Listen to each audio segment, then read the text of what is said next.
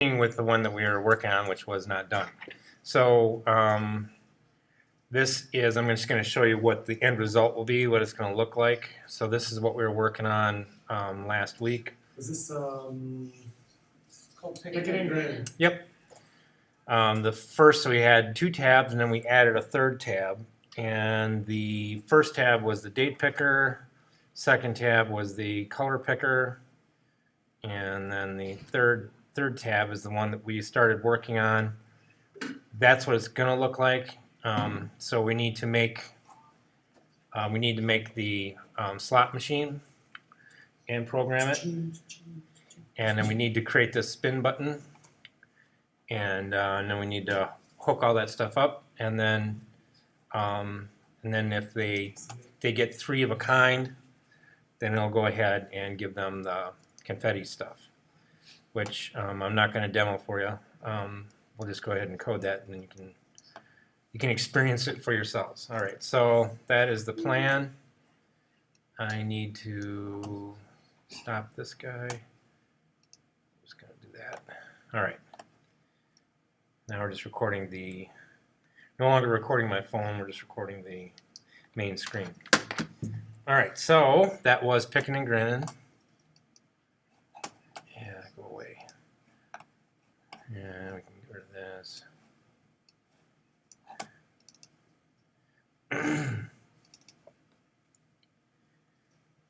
So if you want to start that guy up, I'm not exactly sure where we left off, but we'll figure out in a minute. All right, yeah, so I brought the resources over, so you guys should all have those PNG files that I uploaded to Blackboard, hopefully. If you don't, they're up there in Blackboard.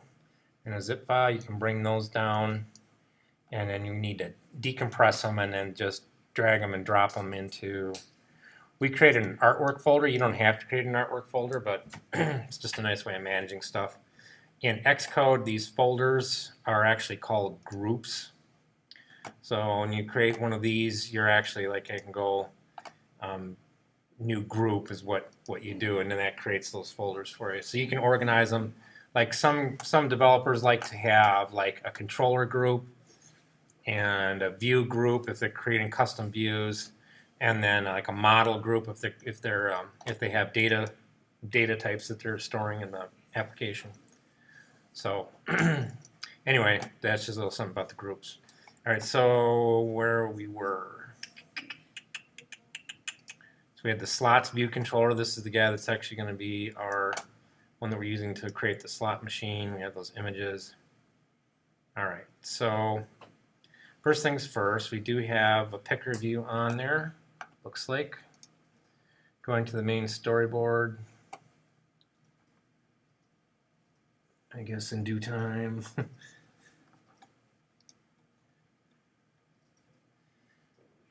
And it doesn't like going to the storyboard apparently.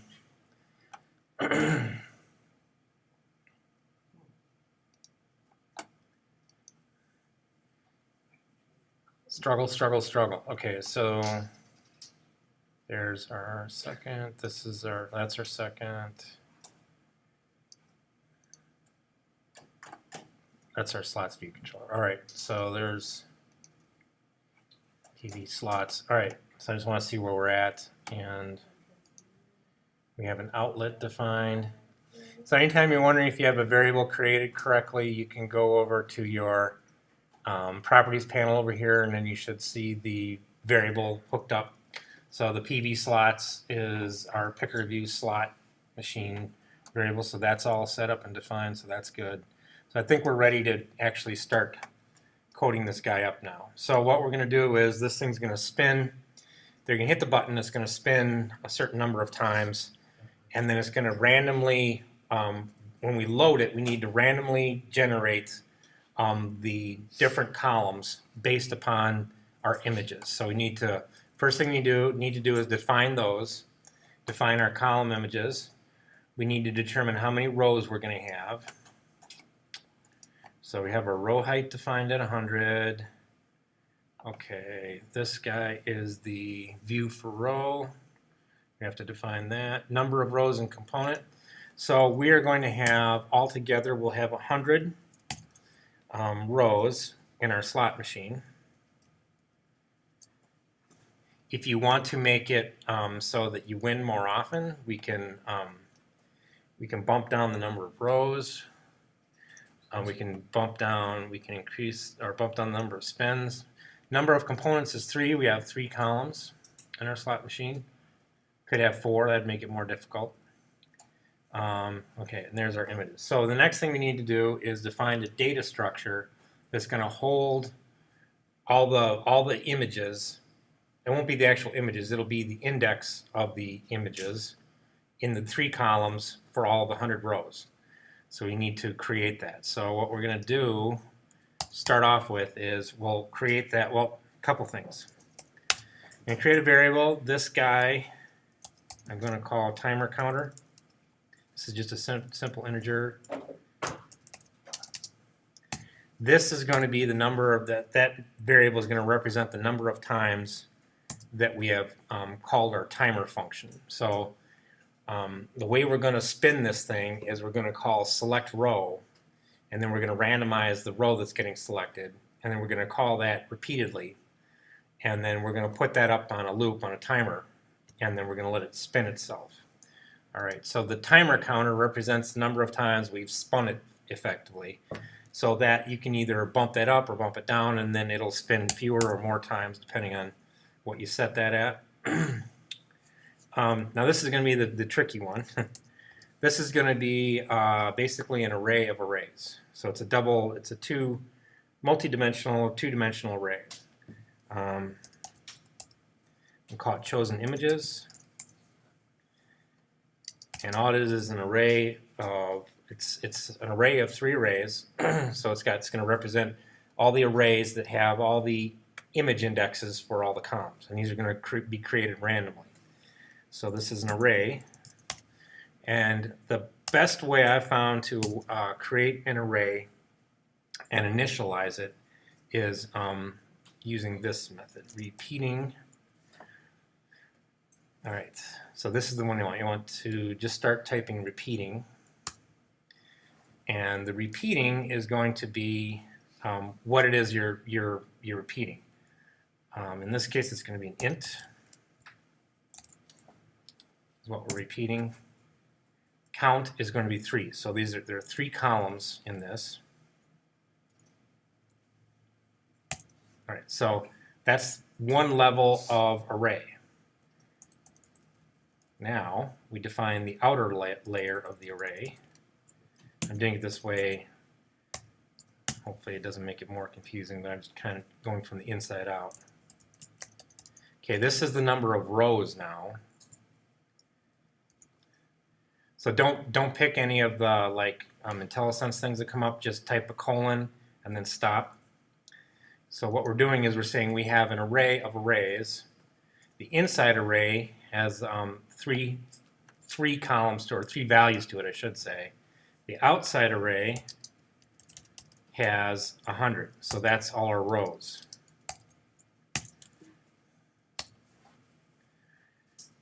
Kind of confusing syntax. You don't need the int in there again? No, we shouldn't need the array because it's actually an array. I got something wrong though because it's telling me it wants me to put. Is that parenthesis on the right supposed to be after the colon? That one? That guy right there? Mm-hmm. No, let's see, repeating, that should just be repeating array. Thanks, yeah, that's actually it. Perfect. Yeah, so what it's saying is we have an array of arrays, and the inside array is ints. All right, so we have 100 rows, 3 columns of integers. So if I was to take this guy, I'm just going to do a new playground so we can actually visualize this a little bit better. I'm just going to create a dummy playground for now. I'm going to paste this code in here. Only instead of 100, I'm going to go like 10. And this should, once it gets done loading everything, it should actually give you a little display on the right of what it looks like. But it's still launching it, so So when it does this for the playground, it's actually creating like a little simulator inside of the window. So that's why it takes so long. But what it should be is like 3 zeros across, because it'll automatically initialize the integers to 0, and then 10 rows down. So it's 10 not 100. In this, yeah. In the actual app, we're using 100. It's just that it's a lot easier to see this way.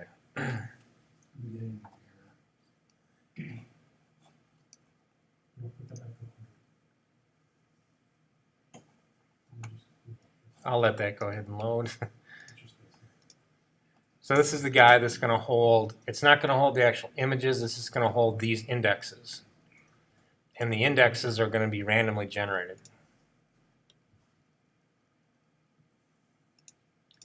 Okay, so we have one more variable we need to define before it's all said and done. Wow, this is even slower than usual. All right. Okay, so one more variable. This guy is going to be what's going to emit our confetti, create our confetti for us when the user has 3 of a kind. I'm going to call this particle emitter.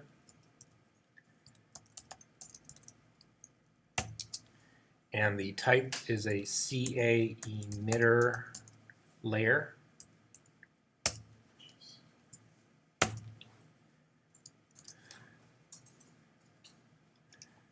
So technically, tonight's actually going to be one of the more technically challenging nights that we'll have, because we're going to cover some fairly advanced stuff, but we'll go through it and we'll just, you don't need to know all the workings behind it. And failure, couldn't look up symbols, core graphics.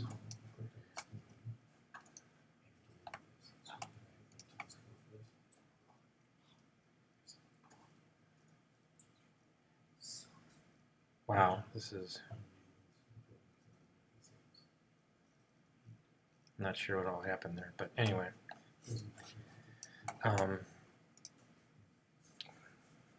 This should work fine, but as long as it doesn't generate an error in the app, we should be okay.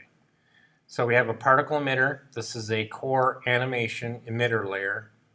So what that's going to do is that's like, you can almost think of it as like a giant like particle shooter. It's going to shoot like particles off, and the particles are going to be made up of little images to represent confetti, and then we're going to set the colors on those to make it look, and then give it some gravity so that they'll float down. But that's coming up yet. We need to first get all of our logic working for our slot machine. All right, so now in our view did load, I'm going to remove this background color of red, because I think it'll look better with our slot machine if it's white. Now what we need to do is load up those image indexes. So the way we do that is good old-fashioned loop. We're going to do for, the outer loop first for the 100 rows. Oops. So the syntax again for I in 0 ... and then the less than symbol 100. That's our outer loop. Then for our inner loop, we'll do J, and I don't know why I use INJ, I just do 003. That'll be our columns. Now here comes the part where we generate the actual image indexes. So we say variable name chosen images I row J column. It's going to be equal to, and this is how we do our random number generation, int constructor arc for random, but we don't want just arc for random, we want arc for random uniform, that guy right there. And the upper bound is the highest number that you can generate. So basically it's going to generate a number anywhere from 0 to what we define as the upper bound. In this case, the upper bound is 8. So upper bound should just be 8. Were you counting the items, because there's 9? There's 9 items, but it's 0 indexed. Gotcha. So 0 is a valid number for it to generate. So that should randomly generate those. All right, so we just need to make sure that that will run okay. So I'm going to go ahead and put a breakpoint in our view did load. And I'm going to run this guy, and then that will take a while to load up the simulator.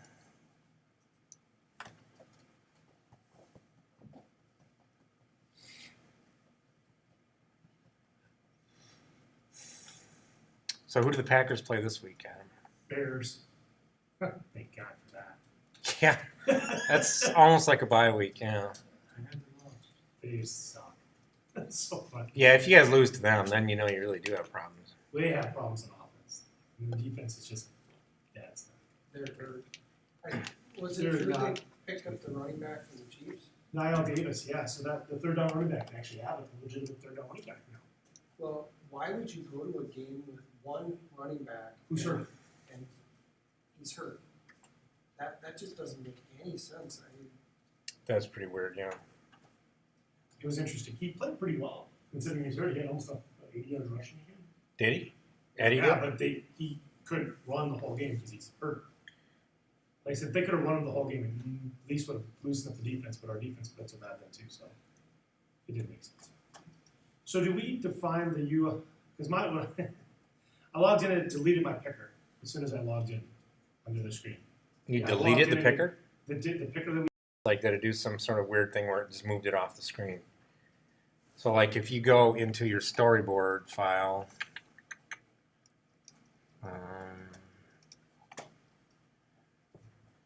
way you can tell is if you go into your storyboard file and then with the with that view controller selected, if you go into, you have the variable there. If you click on it, it should be selectable. You may not see it. Yeah, there it is. Yeah. I don't know why it does that. It seems to do that with picker controls for some reason. Okay, so it's still there because we call it PV slot. Yeah, it's still there. It just for some reason in the storyboard file it's not visible. Yeah. All right, so my simulator loaded up now, and we got the first view controller. I'm going to click on the tab for the bookmarks, which takes us to the slot machine. So here's our breakpoint. I'm not going to step through every single one of these. Just want to make sure that it works. Yeah, okay, so what you don't want to have happen is for it to throw an exception because we have an out of bounds condition or something like that. So looks like it's okay. I'm going to go ahead and hit debug continue. Okay, it got through the loop, so it did load the images up okay.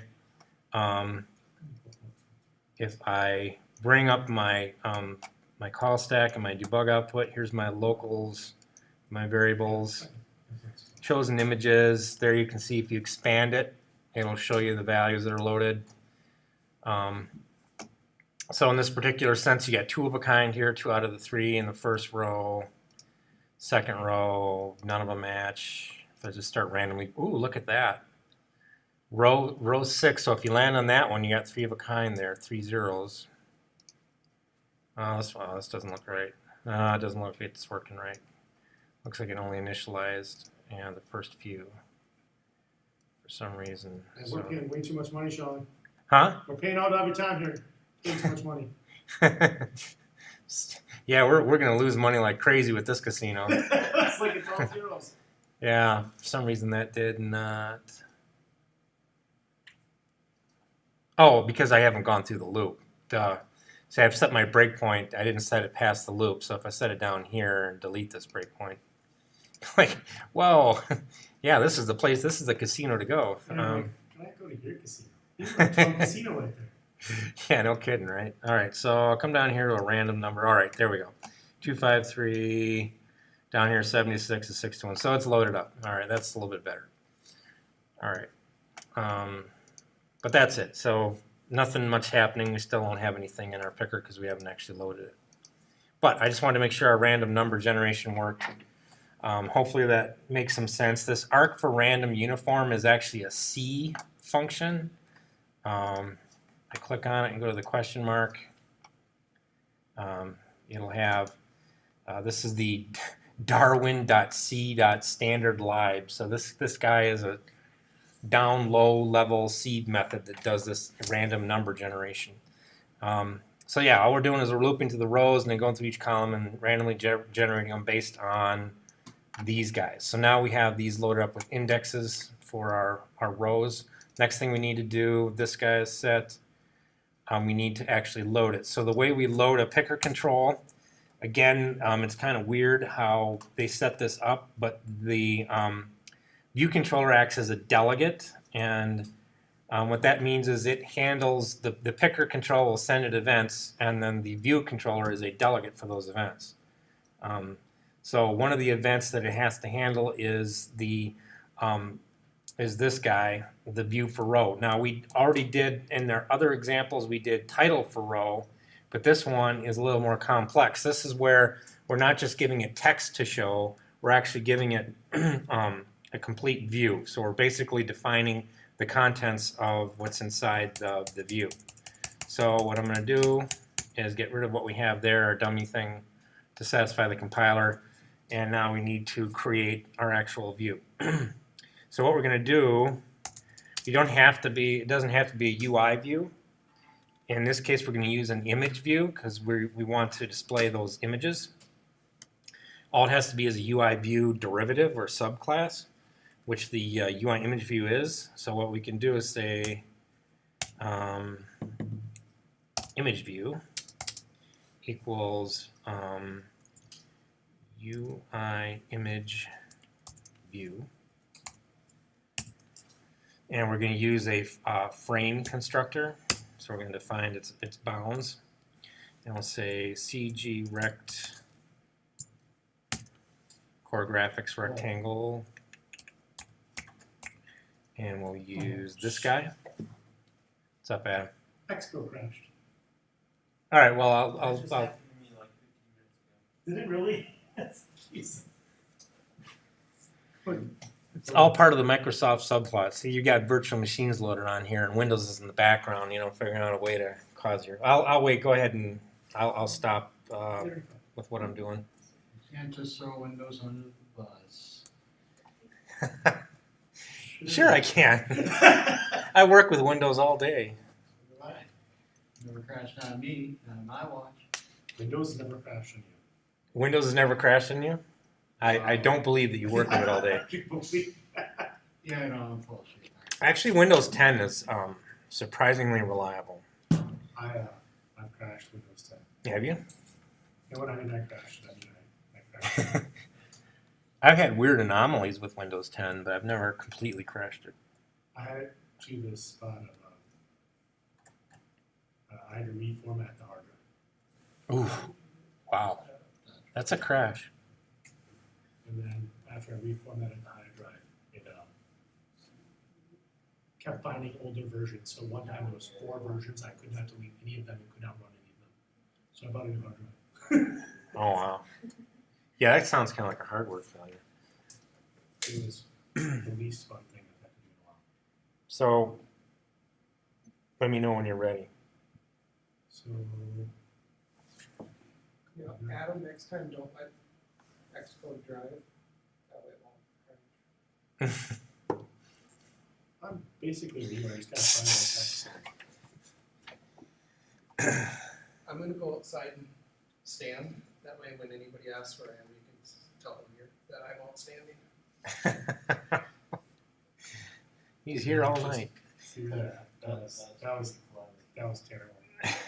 Even for a Viking thing, that was terrible. Okay. Hey, it's the best we've had, so. It's the only thing we've had. All right, I'm gonna finish this guy. My hope is that they win the Super Bowl this year, so all those Super Bowl jokes can go away. That'd be nice. That in a perfect world that would happen, but Well, my perfect world would they would lose in a field goal in the NFC Championship game.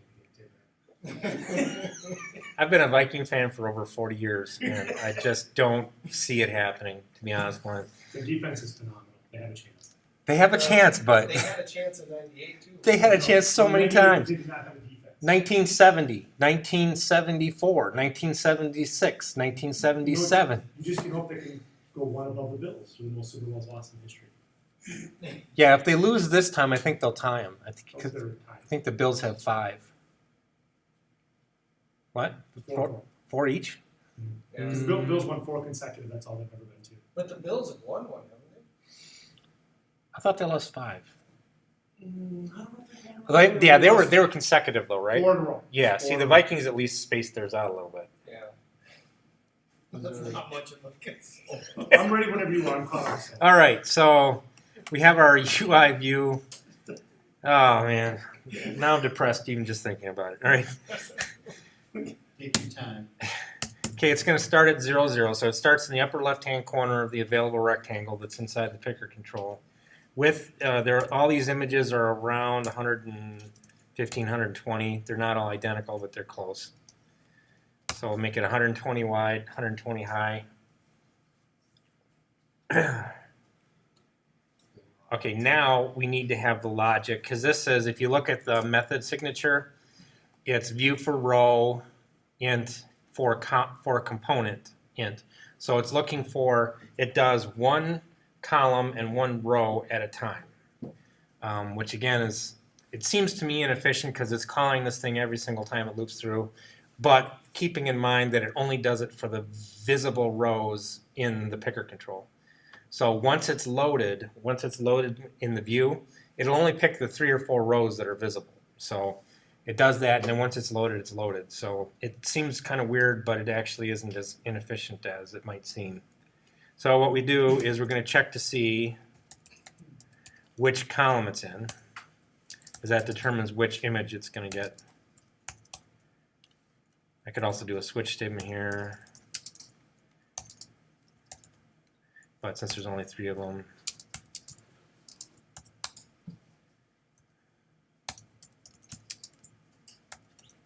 all right, so if the component is 0, we're going to do image view dot image is going to be equal to a UI image, nope, not view image, and it's going to be named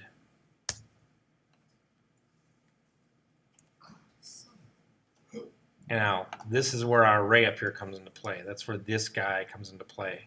So it's a combination of using our randomly generated indices down here, and then it's going to pick out this guy generated all the numbers, and then we just pick out the index in our array up here. So going back down here, this is going to be images, so it's going to be coming from our array of strings that represent our image file names. Images, chosen images, and it's going to be row, because that's the row that's passed into the method, and column 0. And one more bracket, and then we're good. This code isn't the cleanest, but it's easy to follow. So I'm going to go ahead and copy this down here. All you have to do is change this to 1. So we could just have a variable that we set, and then we don't have to have all this, but that's okay. And this guy is 2.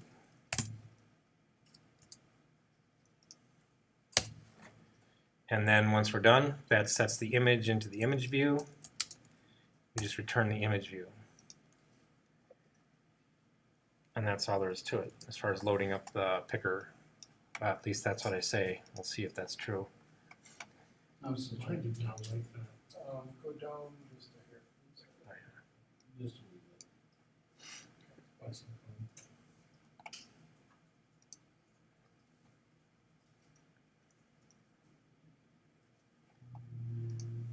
Mine isn't like in my component. equal to 1 is when I have problems. Expected expression. Right.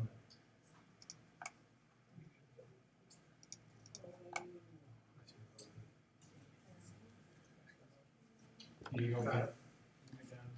Yeah. Yeah, go back find it, Glenn? Huh? Did you find yours? Yeah, it was an old equal. I was missing a bracket. Easy to do.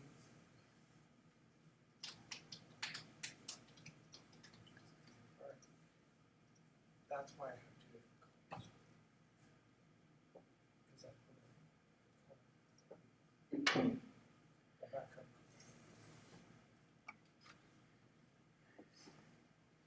All right, now that I did this, I'm gonna change it. I won! Did you? You haven't spun it yet. You mean you actually loaded? They're all the same on the very first No, load? I just clicked it until I got them all the same. Oh, you just rotated them around. Okay. Yeah. Again, I like your casino pad, we can do that. We got a big win. Come on, big win, big win. There it is. I'm getting rid of all this stuff, just making this a lot cleaner. You don't have to if you don't want to. It just kind of bugs me that it wasn't the cleanest it could be. Now I'm confused. What did you do? Yeah. What I did was you know which I did the if check on which component it was, but you don't really need to do that. You can just use what's passed into you, because the component is either going to be 0, 1, or 2. So you can just use what's passed in as opposed to having to do that if then else check. Oh, I'd like to clean mine up too. I just did that just for illustration purposes, so you could see the logic. But this is more brief. The code is more brief, more brevity, so it's a little bit cleaner. Now, having said that, it'll probably crash when I run it now.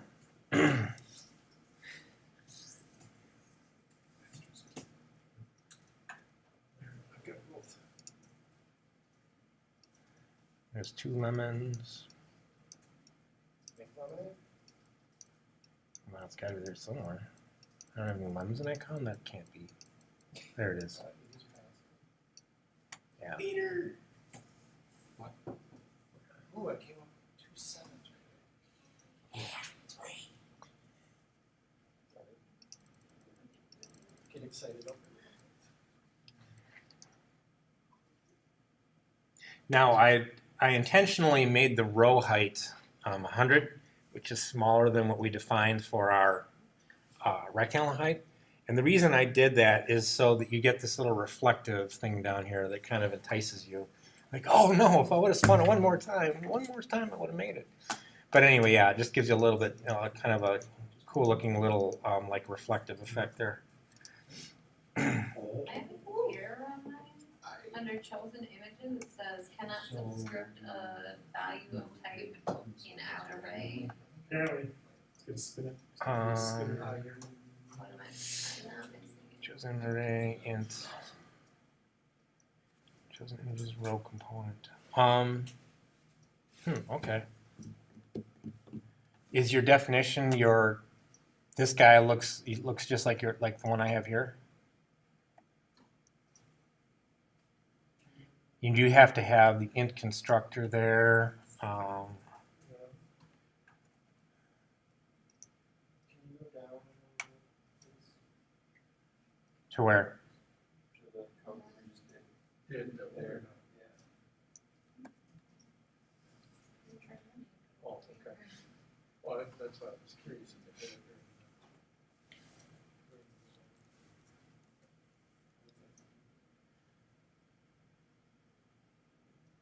Click. Is it a compiler or is it a runtime error? No, It's compiled. And try running it again. but it won't run.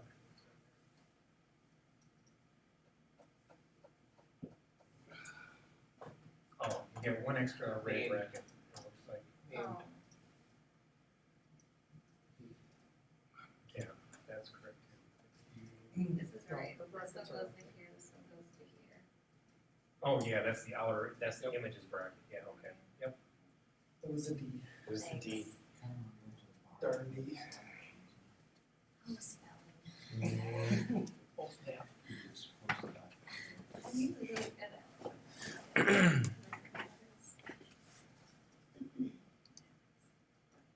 All right, so now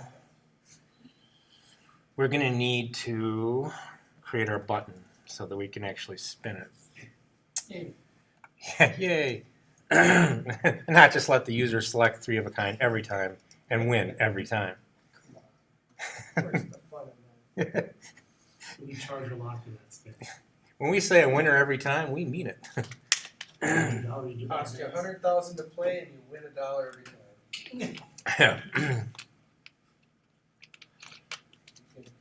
And you can only play with, you have to pay once per game. Let's see. So on our storyboard, let's go ahead. So down here in our not our launch screen, our main storyboard. There he is. Okay, in here we go with your favorite subject, Nate. We're going to have to use constraints. And trust me, I hate them too, with a passion. All right, we need to put a button on here. So down near the bottom, underneath our picker control, pretty close to the bottom. On an iPhone 5, there's not a lot of room. Yeah, Glenn? Just out of curiosity, why is our picker control not showing up? It's a feature of Xcode. Sometimes mine doesn't show up either. As long as it is available, as long as like you click on this, there's probably like a little orange or a dotted orange outline. Does it give you that? That's all I get. No, You do get a dotted outline? not as, You don't get anything? It's there. but it ran. Yeah, it's there. As long as you can select it over here, it's there. You just can't select You it. just can't actually see it. It's, I can't it's when I click on that on the left side, it's the whole left line, outer left line is can't- red. Actually select it either. On the left hand, I can't select it in the story mode. It's there, I can see it, but I can't do a damn thing with it. But it runs okay, right? Yeah. Yeah. Yeah. I don't Not know. touch it. I don't know. I'm sure Apple is working diligently to correct that problem. I'm sure they are. Don't lie to me. All right, so we have a button here. I'm going to go ahead and put a constraint on it to center it. Is that a bar button item? No, it's just a regular UI button. Just a regular button. It's above the bar, so Got it. and if this would work. All right. We want to center horizontally in the container. And then we also want to do a control drag down and do a vertical spacing to bottom layout guide. And that's going to need to be pretty tight because, like I say, with iPhone 5, there's not a lot of room. So I'm going to set that to about 30.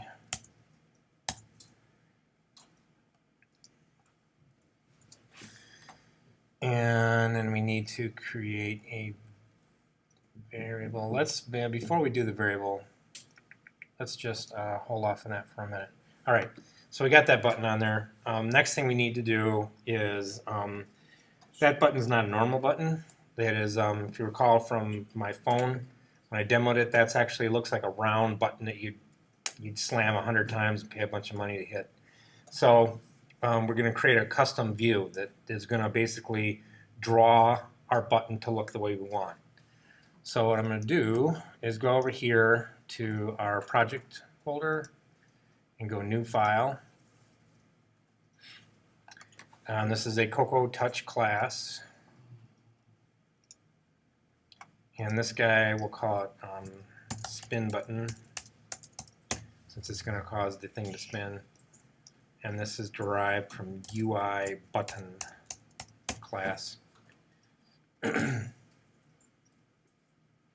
We don't want to create a zib. It looks like it doesn't even give us that option with a button. And then we're good to go. Right click. Create a project. Click the again. Once you've got it created, you should it should open up the source file for you. It should look like that. Change it to. Change it to.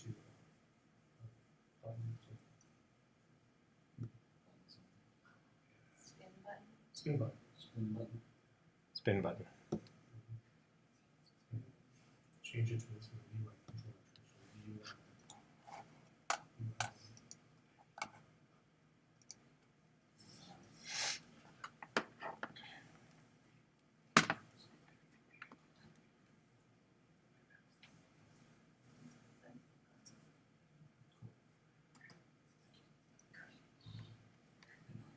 Okay, everyone ready? Classes. In our newly created file here with our spin button, there is a commented out function that they created for us called draw. That is for a custom control, and we want to do that, so we're going to uncomment this guy. Just remove the star slash, and we're going to actually code in this draw method. So basically what we're doing is we're custom drawing our own button. We're making a button look the way we want to. So first thing we're going to do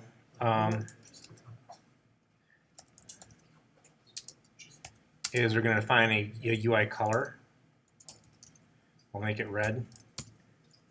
It's like a big brown red button that you'd see, you know, like an emergency button or something. Just draws your eye right to it. Spin me. All right. UI color to red. Should be green for gold, not red for stone. You can make yours green if you want. Mine's going to be red. Gold. Then we're going to create what's called a UI Bezier path.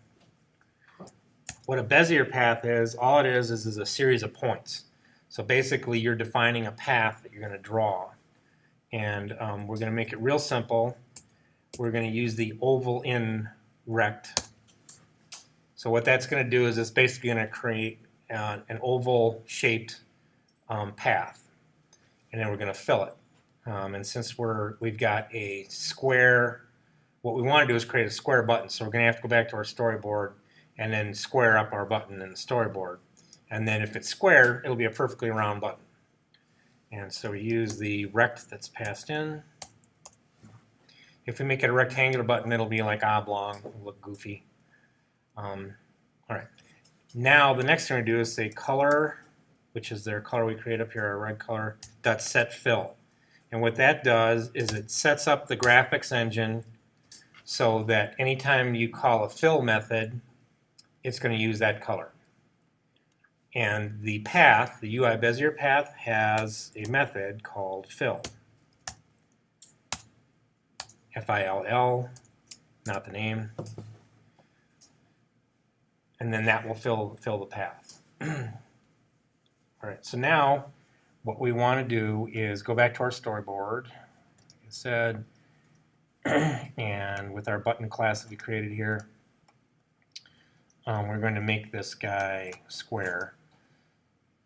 So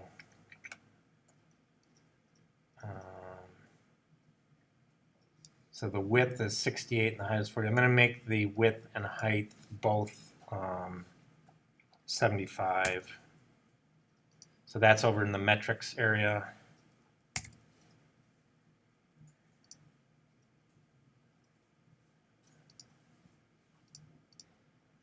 All right. Width and height are 75.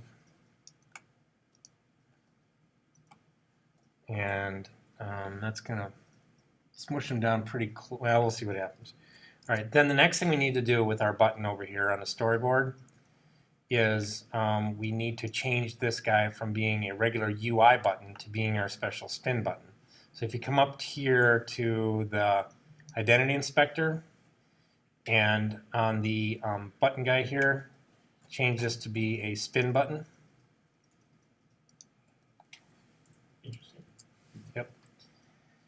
So that's a class that we've defined now, so we can go ahead and use it. Then the next thing we'll want to do with our spin button is create a variable for it, an outlet. So if you bring up the assistant editor here, close that down, and there it is. And then you select your control, your button, do the control drag over here. Does it matter where that gets put? Well, you want it somewhere visible, so I'm just putting it down near the bottom. You can put it up at the top, just as long as it's not inside the picker and it's not, you know, it's visible. Let's see, so this will be our Action? button spin. We want an outlet to begin with. It is an outlet? Yep. And then we'll also define an action for it. But all right, so let's go ahead and run it, and we'll see if this guy It's gonna probably still have that goofy button text on it. I forgot to remove that Let's get a second ball. in blue on a red background.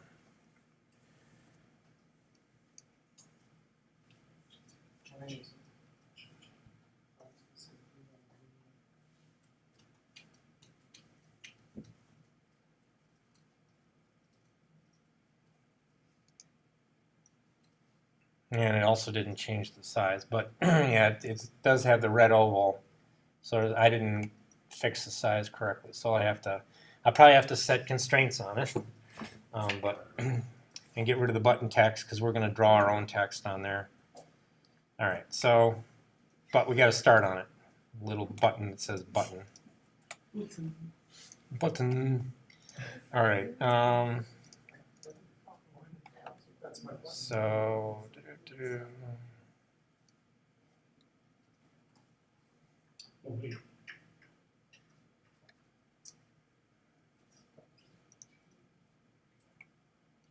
I love how you say constraints and my favorite subject. I know you like them. What's not to like? Everything. I don't know why that didn't set that to be equal, but all right. So we'll set constraints on this, and then that should set it. All right. So I'm going to do a control drag inside the button to the right and set the width, and then a control drag again inside the button and set the height. And then hopefully these are correct. 75 and 75. So that should make it round.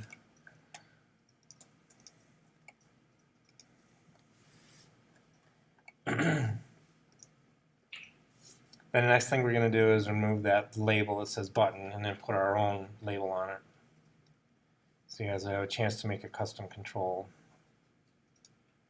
All right, that looks better. All right, we just got to get rid of the stupid button on it now, which is easy enough. You just go back into the storyboard. Maybe I got to stop it. Okay, in this. There we go. Except I kept hitting the constraint. All right, just delete the text in there. Now it has no text. Perfect. Now we'll go back to our custom class, our spinButton.swift. And then in here in our draw, this is where we're going to create our label text. So what we'll do is say I'm so lazy. UI label, this is a UI label type. The frame for this is going to be the same as it is for the button itself. We'll say label.background color is going to be UIColor.clear. We don't want a background color on it. And we'll say the text color. Oh, I'm sorry, text color. Got a little premature with my hitting the enter button. And this will be white.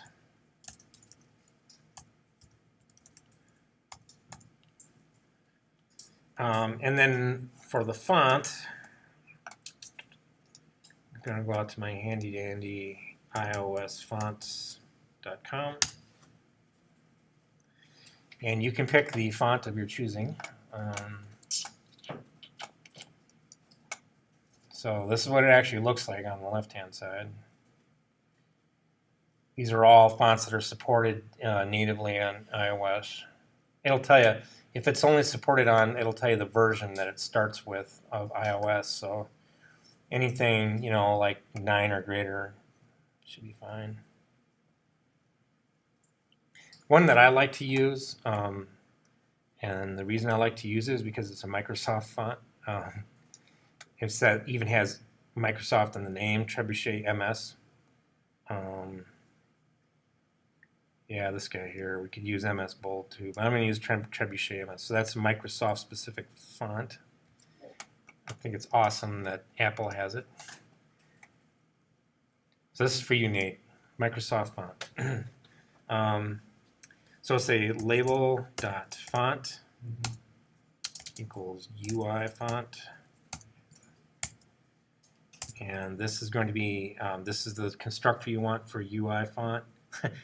like the fact it shows me a preview of my bananas.png. That's pretty cool.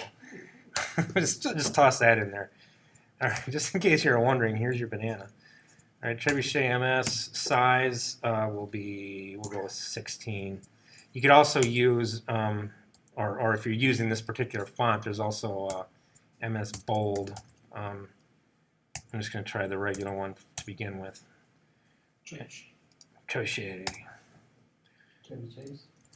I started typing it and mine brought in like the orange or something. You did it? Similar. Sweet. All right. Apple's having a little fun. Surprised it doesn't just show an apple. Lab.text equals spin me. Soy me? Soin me. Soy me. Why, certainly. All right, lab.text alignment. You want this to be centered. So you can just say equals dot center. And then the last thing you have to do, or else you will not see the label, is say self.view.add. Actually, it's self, because self is a view. .add subview, and we add label.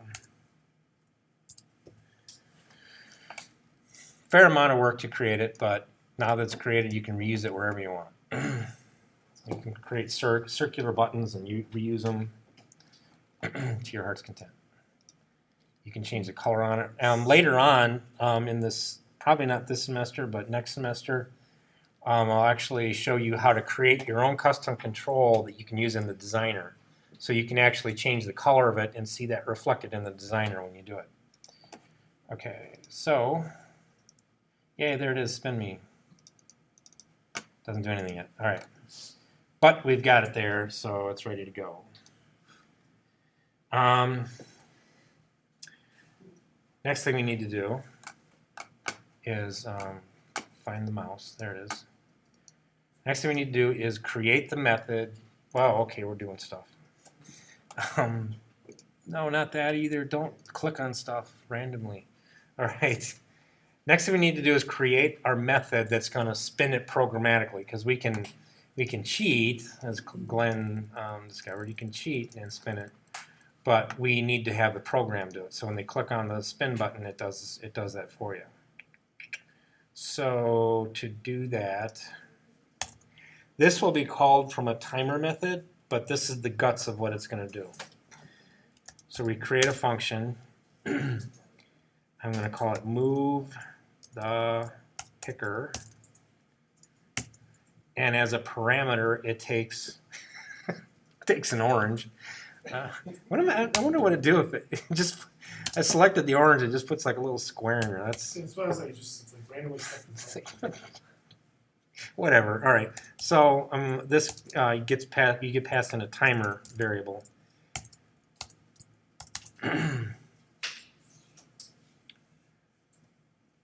All right. So now we're going to do a little more arc for random magic. We need to create 3 positions, because we're going to move all 3 of these independent of each other, of course. Except I can't have a space in my name. So the syntax for this will be very similar to what it was before arc for random uniform. Only now we're going to create a random position that we're stopping in out of the 99 positions that are available, because we have 100 rows. All right, so we're going to spin this thing, and it's going to stop on whatever row gets randomized. We're going to copy this and do the same thing for the other 2 columns. And call this position 2, call this position 3. Oops, 3. So we should have 3 different random numbers generated here. Now we have a variable. We have our PV slots as a variable for our slot machine. So what we're going to do to cause it to programmatically select is call PV slots dot select, select row, that guy.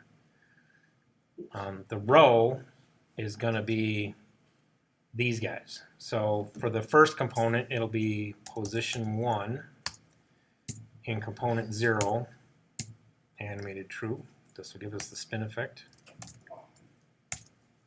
And then we need to repeat that for the other 2 columns.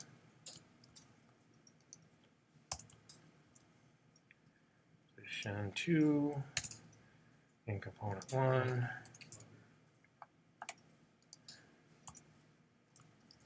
And then position 3 in component 2. There.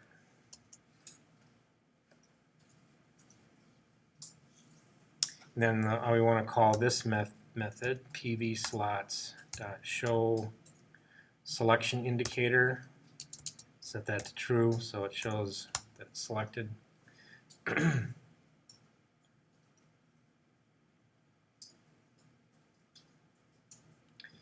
Then the next thing I'm going to do is we created that global variable called timer counter and we set it equal to 0.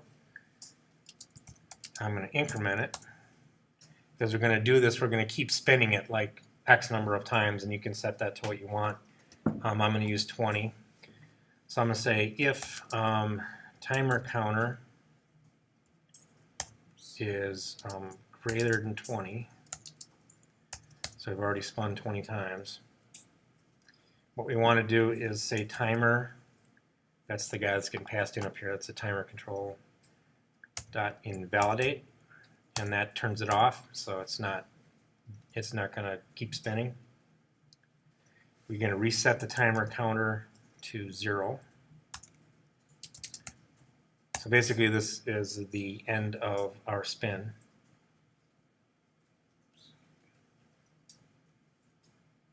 And then the next thing we're going to do, which we have not coded yet, is we're going to see if we won or not. So we have to check the values to see if we have 3 of a kind. But we're not to that point yet, so for right now we're just going to spin it 20 times and then stop it. So, oh wait, never mind. This won't do anything because I didn't hook this up to a timer yet. But in theory,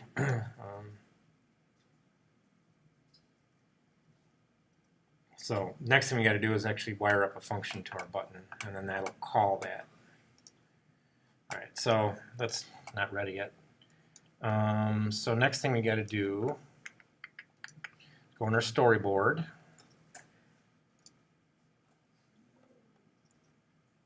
and find our view controller with our spin button.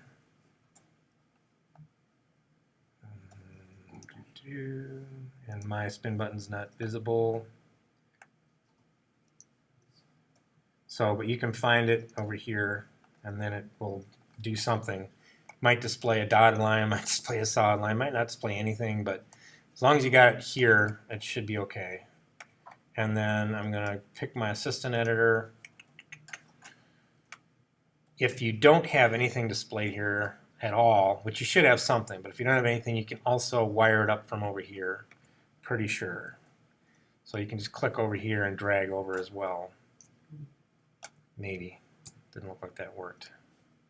So where are we wiring this to? We're wiring this to, that's the wrong class, actually. No wonder. No wonder that didn't work. All right, so we need to get to Assistant Editor, to our slots view controller. Now I do have the slots view controller. Thanks for mentioning that. And then do a control drag over here, and we're wiring up an action this time. Do we name it the same thing, or Um, can you, or not? You want to call it something like button spin, so it represents what the action is.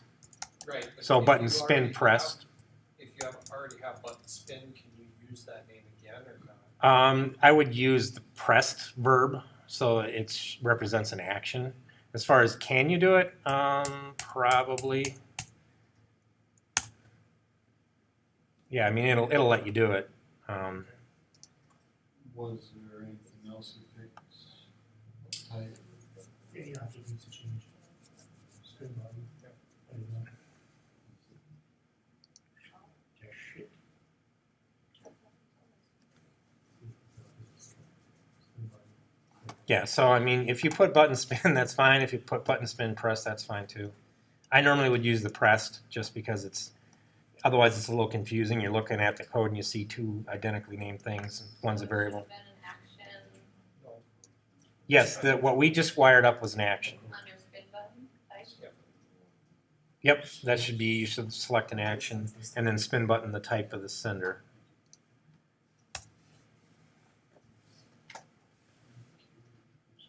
About 2 seconds. All right, so now with the action wired up, now we actually need to call that method that we created. So when you press on the button, it's going to spin our picker. All right, so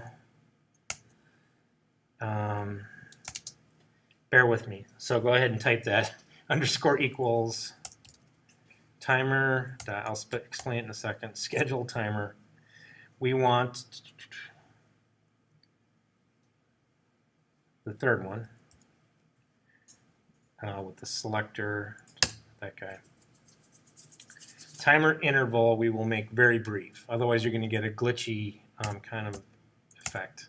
We'll make it 1/10 of a second. Target will be us.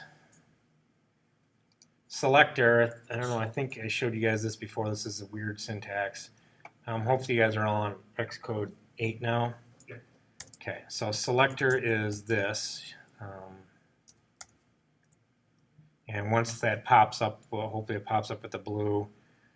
You just hit enter. And if it doesn't, If it doesn't, then you got to type in what I'm typing manually. oh, there it is. Got it. So the selector is the method. Actually, this is not third. This is the, what's this called? Slots view controller. Slots view controller dot move the picker.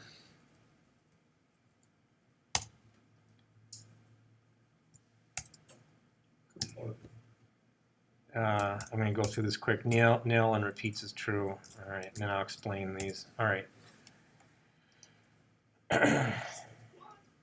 All right, so there's a little bit of weirdness here. This guy, first off, the underscore. So this is basically nothing more than a placeholder variable that Apple created. Don't know why. But what this normally would represent, you could say let tm equals, oops. You could create an actual variable and set that equal to the timer, schedule timer, because this schedule timer with interval creates a timer control. All right. But Apple created this thing, this underscore syntax, to represent like a variable placeholder, and they prefer that you use this if you're not using the result of this function. So you create schedule, timer with interval and all that, and that creates a timer. But if you're just basically discarding the variable, they created this thing, which is supposed to be much more memory efficient than if I did a let timer equals kind of thing. So this is what they encourage you to use, is this goofy underscore, if you're not going to use the result, which we're not. So that's fine. Can we take a break so I can catch up on some? Yep. I was just about to do that. Will this work now, or? Yeah, you can go ahead and run it. It should work now. Build failed. It won't work if the build fails. I will mention that. All of the things being equal, it should work. Let me just, I'll stop the recording after I run it, I guess.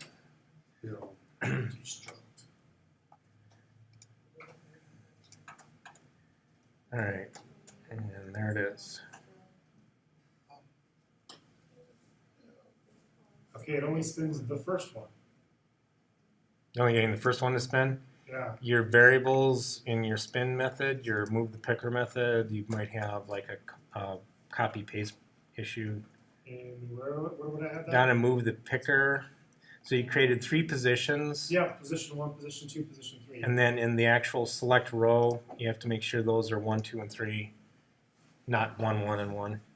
I haven't won yet.